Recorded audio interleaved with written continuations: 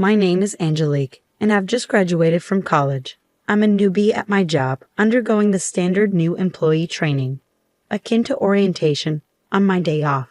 My best friend, whom I've known since kindergarten and all through high school, asked me about it with curiosity.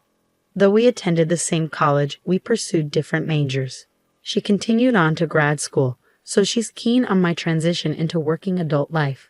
You won't believe it, I said, recounting my experience. We start with a morning run every day as part of building our stamina. Really? Everyone, she exclaimed, evidently surprised by the rigor. It seems so. It's like a first taste of the toughness of working life. Unless there's a specific reason, everyone up to their second year participates. Those with 3 years or more are exempt. But still, about half of the entire company joins in. The other half opts for activities like crosswords or brain training exercises. Whoa, interesting. I totally skipped the exercise part though, she chuckled, amused. Our company motto is also unique, I continued. It's something like always be healthy, work hard, play hard, and live a long, active life. So, for the first 30 minutes after starting work, we have time for physical and mental exercises. That is really unique, she remarked. I can interact with people from all ages and departments. It feels like an extension of a club or group in school. It's fun. I really do love the company I've joined. But don't you seem kind of tired?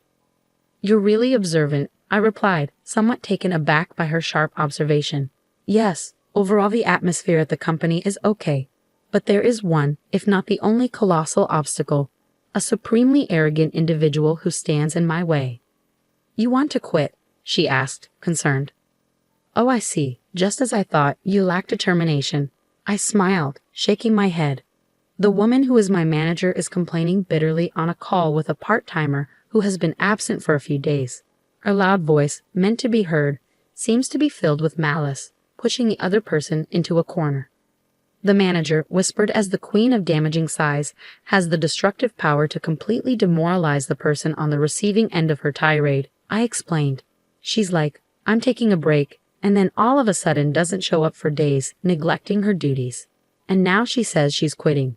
How carefree. Just because she's part-time doesn't mean I'll let her get away with this.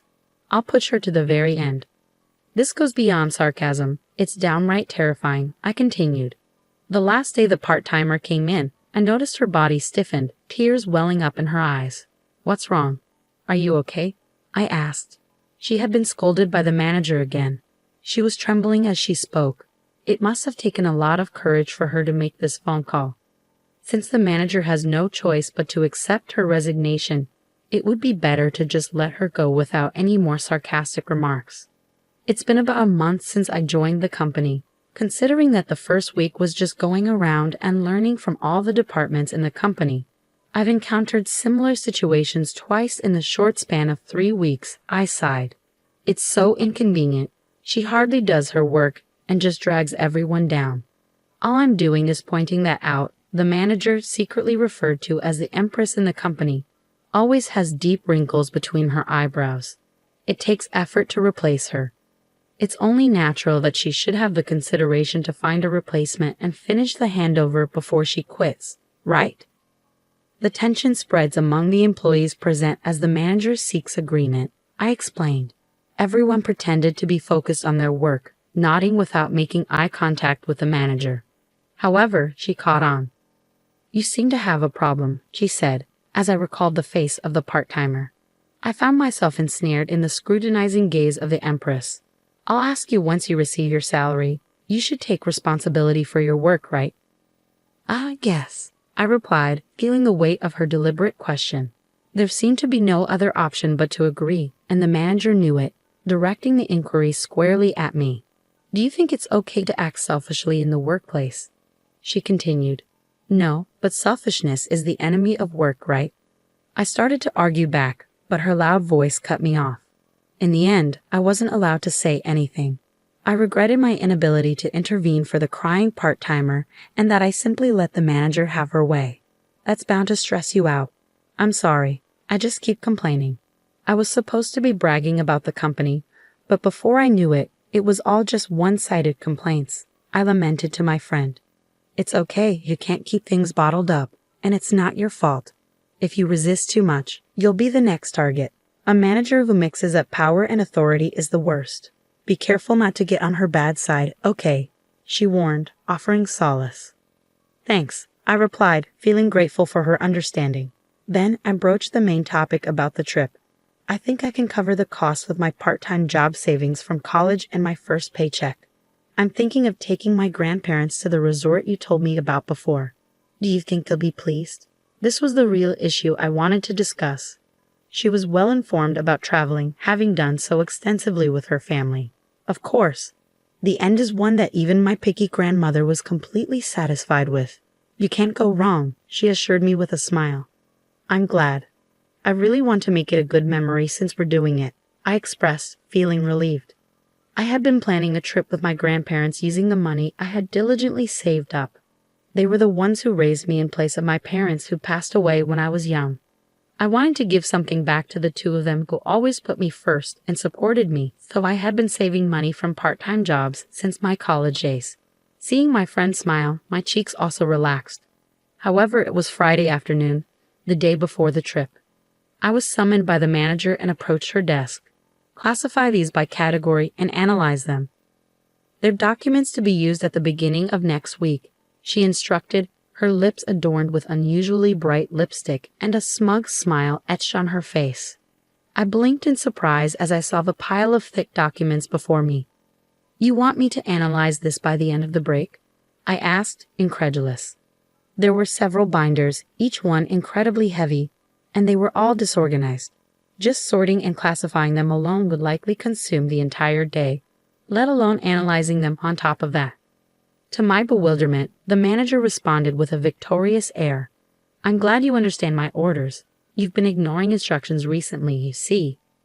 Unable to hold back the unreasonable accusations, I decided to stand my ground. I hate to point out, but it's Friday and there are barely 2 hours left until the end of the day. It's simply impossible to finish these documents by the beginning of next week. I attempted to remain calm, but ever since our part-time worker left, the manager seemed to have singled me out for intensified harassment. She excluded me from office memos, issued incorrect instructions, and then blamed me for misunderstanding. On top of that, she dumped an unmanageable amount of work on me, which clashed with my long-awaited vacation plans. It seemed like my objections didn't bother the manager at all. You're going to use it at the beginning of the week, right? It's fine if you come in over the weekend to finish it. Oh, and just to let you know, these documents are confidential, so don't take them home. Please, wait a second. I tried to argue, but the manager interrupted. I have a meeting soon, and I'm leaving directly from here today, before leaving the pile of documents on the desk and walking out. The next day, my planned trip with my grandparents lay under the expansive sky. As they noticed my stifled yawns, they grew concerned. Are you okay? Staying up all night and then going on a trip? Maybe we should have canceled. I'm fine, don't worry. I was really looking forward to this trip today, I reassured them. Yeah, I could sense their worry knowing I had worked all night and rushed home just in time for our departure. I couldn't let my fatigue dampen our special trip. No, this won't do. It's a special trip, so I have to make it enjoyable. I mustered up some cheer and directed a smile toward my grandparents. Look at this view, it's amazing. The sea is so beautiful. Don't worry about me. I worked hard so that I could enjoy delicious food, soak in the hot spring, and sleep soundly on a fluffy bed. My attempt at lightheartedness seemed to relax them, and they began to enjoy the scenery with relieved expressions. But amidst the enjoyment, a nightmare awaited me. Did you finish the job I asked for? You didn't quit, did you? A familiar voice startled me as I strolled alone in the inn after checking in. Why here of all places? I muttered to myself, but the manager, seemingly reading my thoughts, snorted and left. I ruined your weekend to teach you a lesson. I thought it was unlikely, but as I thought, you ignored my instructions, didn't you? The manager's words felt like a curse, and I was overcome with dizziness. The thought of being given work to ruin my vacation filled me with anger. But how did you know about my plans? I asked, astonished. You were chattering away during break time. Where are you going? When are you going? Oh, I'm so jealous. You were so pleased being praised by everybody. It was hilarious, she replied casually, revealing her eavesdropping habits. Realizing that my innocuous chats with colleagues were being carefully listened to, I felt a chill. Besides, I'm surprised. This ain't is too good for you, she continued, her tone dripping with disdain. Excuse me? I responded, confused. You don't get it. It's an eyesore to see commoners wandering around. Look, there's a rundown inn next door that's more your style, she sneered. I don't understand what you mean. I know you find me an eyesore, but the rest is just insults and harassment, right? I retorted, feeling my anger rise. Just as my frustration reached its peak, a voice of support came from behind me. Is that what this is about? My grandparents had arrived, standing by my side. The people whom I thought were peacefully drinking tea in the room were suddenly standing behind me. Judging from their expressions, they must have overheard almost all of my conversation with the manager. This is, I began hurriedly, but my grandfather cut me off and addressed the manager. Nice to meet you. I'm Angelique's grandfather and have been her guardian for many years. Perhaps it's quicker to tell you that I'm the honorary chairman of the trading company that was discussing a deal with your company the other day. At those words, the manager's face turned pale. The honorary chairman of the industry, but your name is different from this employee's. Yes, she goes by her maternal family name. Otherwise, she would be viewed differently as a member of a famous company's founding family, right? My grandfather explained calmly. I don't want my precious granddaughter to have a tough time at the company where she works. I'm terribly sorry. I had no idea. The manager stammered, her face growing even paler. Do you think ignorance excuses rudeness? My grandfather queried. In contrast to my grandfather's calm demeanor, the manager was sweating profusely and frozen in place. I'm afraid I'll have to ask you to relay a message to your company CEO. I'm not interested in doing business with a company that has a manager like you. Well, wait a minute, please, the manager exclaimed, but my grandfather ignored her pleas. My granddaughter joined a company with a great motto: stay healthy, work hard, play hard, and live a long life. I thought the existence of quirky managers was necessary for the growth of the company. But your personality and behavior are harmful, he concluded. If you disagree with what I say, you can ignore it or spread bad rumors about me. My granddaughter has been recording all of this with her camera. Let's see whose side the world is on. With that, he left the scene. As my grandfather had said, I had been recording from the beginning of the trip with a camera hanging around my neck, capturing memories with my grandparents.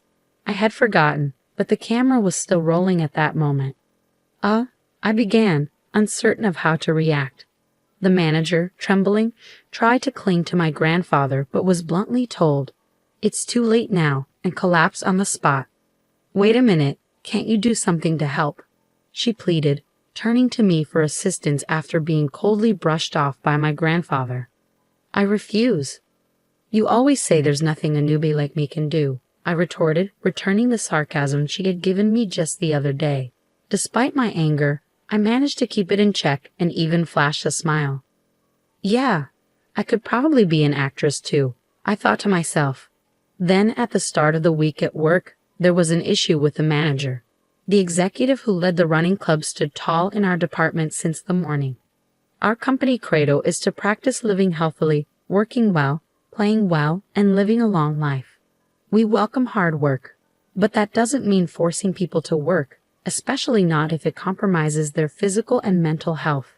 Executives who dump unreasonable amounts of work on their subordinates are merely showing their lack of managerial skills. The managing director's voice echoed throughout the floor. "Excuse me?" The manager, seemingly taken aback by being attacked first thing in the morning, was about to ask something calmly while clenching her fist. But the executive continued, "Here, we have the time cards from last Friday to today. There were 5 employees who came to work on Friday and stayed until Saturday morning. 3 people worked on their days off on Saturday and Sunday. And this morning, Angelique came in early." The manager seemed more and more perplexed as she was presented with these records. What does that mean?" she asked, her tone uncertain. I addressed the confused manager, prompted by the managing director. "If I may, you instructed me to finish organizing and analyzing a massive amount of data by the start of the week and told me to work during holidays if necessary. But it was impossible for me alone. Just then, the executive happened to pass by, so I consulted with the people around me. With cooperation across departments, we managed to complete the task as you instructed, spending the amount of time and manpower I just explained.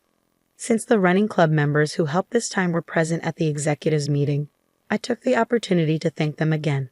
I only worked from Friday night to Saturday morning and early this morning after returning from the trip, so I was hardly any help. But thank you so much for helping me, I added, bowing. In response, I received kind words such as, "We help each other out in times of trouble." And that's what running buddies are for. The manager finally seemed to grasp the situation, and this time she came at me, crossing departments. "You say I didn't authorize such a thing," she accused, seeming intent on blaming me for overstepping her authority. "I approved it," declared the managing director. At these words, the manager was frozen in shock. The newbie in the running group, who always had a smile on her face, was in deep trouble, I heard someone murmur. Upon hearing the situation, I found out they've been burdened with an absurd workload. It would have been fine to leave it be, but since it was work necessary for the company, I took charge and gained everyone's cooperation. I apologized for the post-approval, but first, the managing director's stare bore into the manager. I can't forgive the base motives behind burdening a hard-working employee who's trying to be filial to their grandparents with an impossible task just for harassment, were the most forceful words I'd ever heard the managing director say. His face softened a bit. The other day, my grandchild who visited me cooked up some fried eggs. Heaven recently learned how to make them. They were overly charred and even had eggshells in them, a real mess. But it was the first time my grandchild had cooked something with such dedication. To me, it was the best feast ever, he shared, overlapping his feelings for his grandchild with the sentiments a supervisor should have for their subordinates. Despite the kitchen being a complete mess from my grandchild's cooking, my wife was in high spirits all day. That's just how it is. When I told them it was delicious, the proud smile on the young face was the most endearing thing. The managing director continued, his unexpected story bringing tears to the employees' eyes as they shared memories of their own grandparents. "I still can't forget the taste of the rice porridge my grandma made me when I was sick, and the pat on the back my grandpa gave me, saying, 'Pain, pain, go away,' seemed to heal me faster." The employee reminisced, almost bursting out laughing at the managing director's doting grandparents' stories. Feeling a lump in my throat, I wondered if a present for their grandparents could elicit such an emotional response. The people who helped me that day told me as I bowed, "If you think you're causing trouble, the best way to show us respect is to go and have as much fun as possible." And they set me off on my trip. I love this company, all of you, and of course my job. That's why it's so frustrating to see part-time workers and employees like me being targeted and quitting due to unreasonable demands, I voiced, mustering all the courage I could. A warm round of applause erupted from those around me. However, the manager seemed irritated by this and confronted me. "Do you think it's okay to talk like that?" she challenged. The managing director quickly reprimanded her. "Silence. If you want to stay with this company, you'll lose all your titles and privileges and be demoted to the same status as a new employee. Naturally, you'll be starting from today. So the employee who joined a little before you, Angelique, will be your senior. You should be careful with your words." Upon hearing that the president had also approved, the manager shook her head intensely and yelled, "No, I won't accept this." But there was no help for her. Instead, everyone's cold glares focused on her.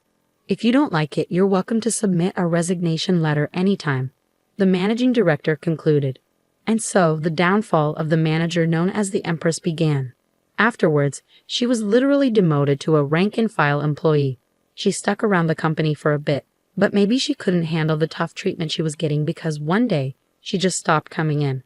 A few days later, her resignation letter came in the mail. Around that time, our company was being covered on TV. The show titled Morning Exercise.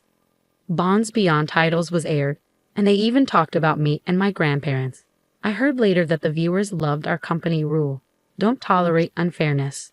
The unjust female manager remained anonymous, but the clients clearly knew who she was. Rumor is that she doesn't stand a chance of finding a job in the same industry again. Meanwhile, our company was able to do business with my grandfather's company without any problem. Working with relatives can be a bit embarrassing, but it also keeps me on my toes. Plus, I've become even more popular within the company due to my legendary showdown with the female manager. Whoa, you're so motivated. I want to work with you once I finish graduate school. My best friend recently told me. I'm hoping that'll happen too, I replied. I've started saving again because I want to travel with my grandparents without any worries this time. It'll take time since all I can do is save bit by bit, but just sit tight, Grandma and Grandpa. I'm going to continue to cherish my precious time from here on out.